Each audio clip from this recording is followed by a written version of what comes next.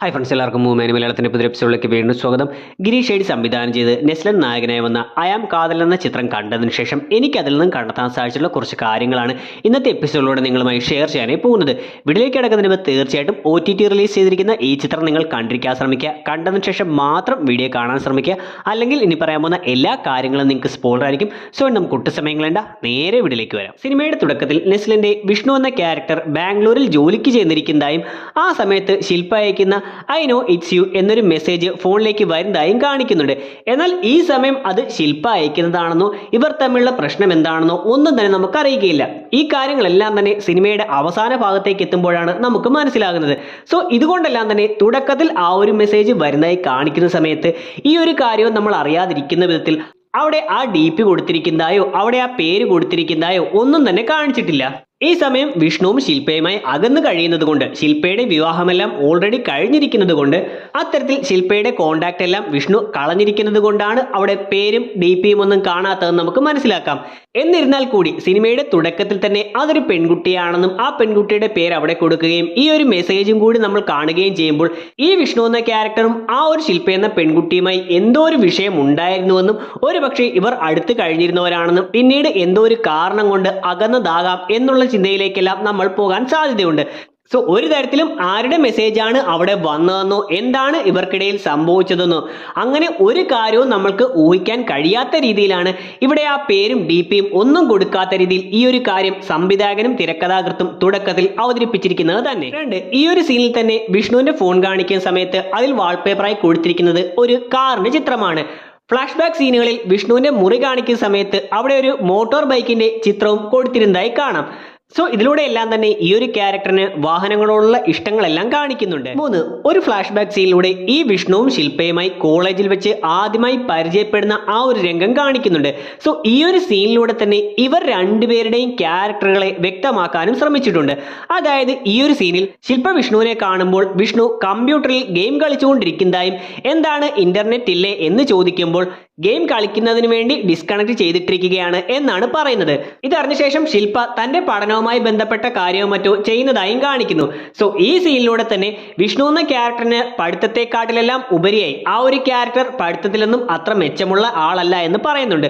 അത്തരത്തിൽ ഈ ഒരു ക്യാരക്ടറിന് പഠിത്തത്തെക്കാളിലെല്ലാം ഉപരിയായി കോളേജിലെ കമ്പ്യൂട്ടർ ലാബിൽ ഇരുന്നുകൊണ്ട് ഗെയിം കളിക്കുന്നതും മറ്റുമാണ് കൂടുതൽ ഇഷ്ടമെന്നും, എന്നാൽ ശില്പ അങ്ങനെയല്ല, പിന്നീട് ഫ്യൂച്ചറെല്ലാം സേഫ് ആക്കാൻ ശ്രമിക്കുന്നത് പോലെ പഠന കാര്യങ്ങളാണ് ഇഷ്ടമെന്നും ഈ ഒരു ഫസ്റ്റ് മീറ്റിംഗ് സീനിലൂടെ തന്നെ കാണിക്കുന്നുണ്ട്. ഒരു ഭാഗത്ത് വിഷ്ണുവും ശില്പയുമായി ഒരു കടയിലിരുന്ന് ചായ കുടിക്കുമ്പോൾ ശില്പ കട്ട്ലേറ്റിന്റെ പൈസ പോലും താൻ കൊടുക്കുമെന്നുള്ള വിശ്വാസത്തിലാണല്ലോ നീ വന്നത് എന്ന് പറഞ്ഞുകൊണ്ട് വിഷ്ണുവിന്റെ ആ ജോലിയും ക്യാഷും ഒന്നും ഇല്ലാത്ത ആ അവസ്ഥയെ കാണിക്കുന്നുണ്ട്. സോ ഈ ഒരു കാര്യം മറ്റൊരു സീനിലൂടെയും വ്യക്തമാക്കിയിട്ടുണ്ട്. അതായത് ശില്പയും വിഷ്ണുവുമായി പിണങ്ങിയ ശേഷം ശില്പയെ കാണാനായി വിഷ്ണു ഓഫീസിലേക്ക് വരികയും അവിടെ വെച്ച് ശില്പയുടെ അച്ഛൻ തല്ലി തിരിച്ച് ബസ്സിൽ വിഷമിച്ചു പോകുന്ന വിഷ്ണു ഫോൺ എടുത്തുകൊണ്ട് ശില്പയ്ക്ക് മെസ്സേജ് അയക്കാനായി തുടങ്ങുമ്പോൾ ശില്പ ഇതിനു മുന്നേയും തന്നെ പണം തന്ന് സഹായിച്ച രീതിയിൽ ഗൂഗിൾ പേയിലൂടെ പൈസ അയച്ചിരിക്കുന്നതായിട്ടുള്ള ഡീറ്റെയിലുകൾ കാണിക്കുന്നുണ്ട്.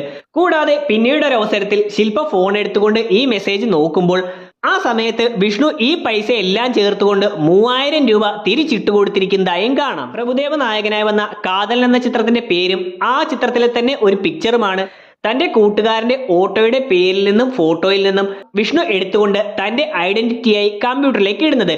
എന്നാൽ ഇവിടെ തന്നെയുള്ള മനോഹരമായ ഒരു ഡീറ്റെയിൽ, ആ കാതൽ എന്ന സിനിമയിലെ ഏത് ചിത്രങ്ങൾ വേണമെങ്കിലും അവിടെ യൂസ് ചെയ്യാമായിരുന്നിട്ടും ഈ ഒരു ക്യാരക്ടറുമായി കണക്ട് ആകുന്നത് പോലെയുള്ള ഒരു ചിത്രം തന്നെയാണ് അവിടേക്ക് സെലക്ട് ചെയ്തിരിക്കുന്നത്. അതായത് വിഷ്ണു മുന്നേറ്റിരുന്ന ബൈനറി കിങ് എന്ന പേരിന്റെ താഴെ കൊടുത്തിരുന്ന ചിത്രം ഒരു മുഖംമൂടി ധരിച്ചിരിക്കുന്നതായിട്ടാണ്. അതായത് ഇങ്ങനെ ഹാക്കിങ്ങും മറ്റും നടത്തുന്നവര് തന്റെ യഥാർത്ഥ ഐഡന്റിറ്റി അറിയാതിരിക്കുന്ന വിധത്തിൽ മുഖം മറച്ചിരിക്കുന്ന രീതിയിലുള്ള ഒരു ചിത്രമാണ് അവിടെ കൊടുത്തിരുന്നത്. അതുപോലെ തന്നെ ഇവിടെ കൊടുത്തിരിക്കുന്നത് രൂപമൊന്നും ഇല്ലാത്ത രീതിയിലുള്ള ആ പ്രഭുദേവയുടെ ചിത്രവുമാണ്. അതായത് കാതൽ എന്ന പേരിൽ ഈ വിഷ്ണു ഇത്തരം ഹാക്കിങ്ങുകൾ നടത്തുമ്പോൾ താൻ ആരാണ് എന്ന് മറ്റുള്ളവർ അറിയാത്ത രീതിയിലാണ് ഇത്തരം കാര്യങ്ങൾ നടത്തുന്നത്.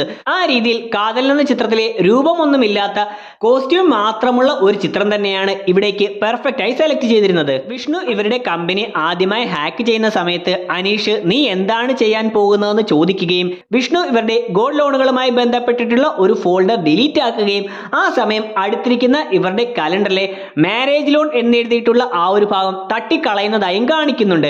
പിന്നീട് ഈ കലണ്ടറും മറ്റും കാണിക്കുമ്പോൾ അവിടെ മറ്റുള്ള ലോണുകളും ഉണ്ടായിരുന്നു നമുക്ക് കാണാം. സോ എന്തുകൊണ്ടാണ് ഇവിടെ മാരേജ് ലോൺ എന്നെഴുതിയിട്ടുള്ള ആ ഒരു കാര്യം തന്നെ തട്ടിക്കളയുന്നതെന്ന് നോക്കിയാൽ ഈ ഒരു സീനിന് മുന്നേ തന്നെ ശില്പ വിഷ്ണുവുമായിട്ട് പിണക്കത്തിലായി കഴിഞ്ഞിരുന്നു.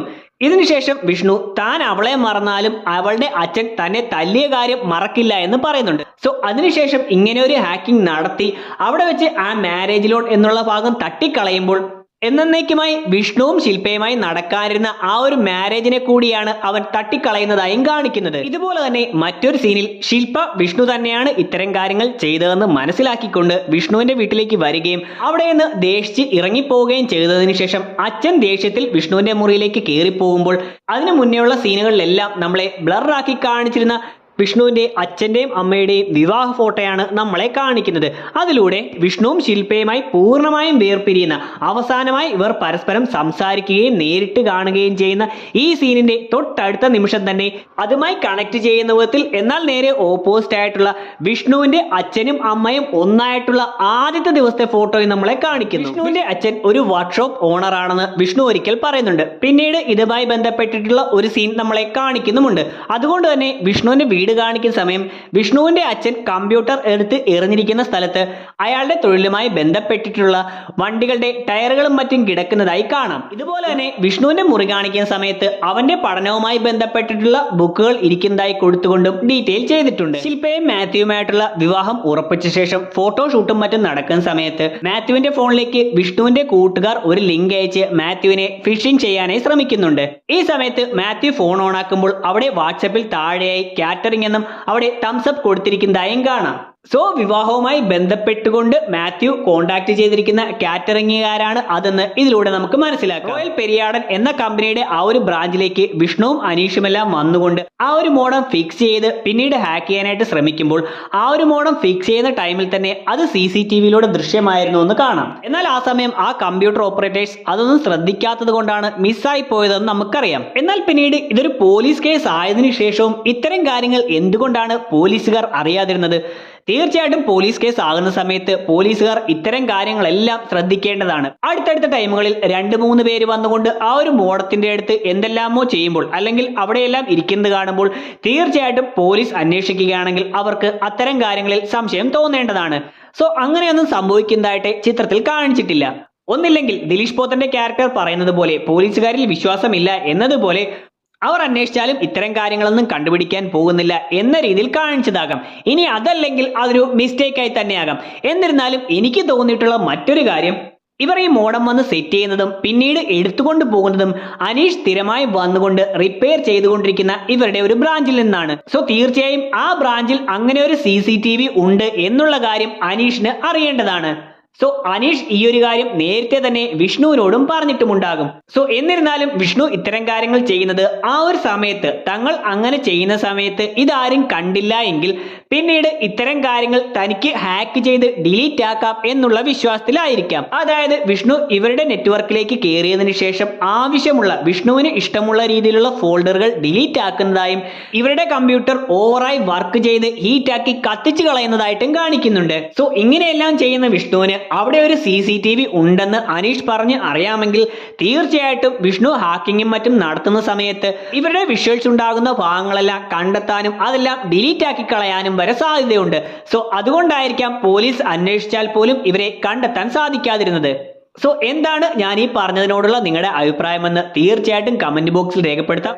വീഡിയോയെക്കുറിച്ചുള്ള നിങ്ങളുടെ അഭിപ്രായങ്ങളും അതുപോലെ തന്നെ ഈ സിനിമയെക്കുറിച്ചുള്ള നിങ്ങളുടെ അഭിപ്രായങ്ങളും തീർച്ചയായിട്ടും വീഡിയോയുടെ കമന്റ് സെക്ഷനിൽ പെടുത്തുക. വീഡിയോ ഇവിടെ അവസാനിക്കുകയാണ്. വീഡിയോ ഇഷ്ടമായിട്ടുണ്ടെങ്കിൽ ലൈക്ക് ചെയ്യാനും ഷെയർ ചെയ്യാനും സബ്സ്ക്രൈബ് ചെയ്യാനും ശ്രമിക്കുക. നമുക്ക് അടുത്തൊരു എപ്പിസോഡിലൂടെ കാണാം. അതുവരെ ബൈ.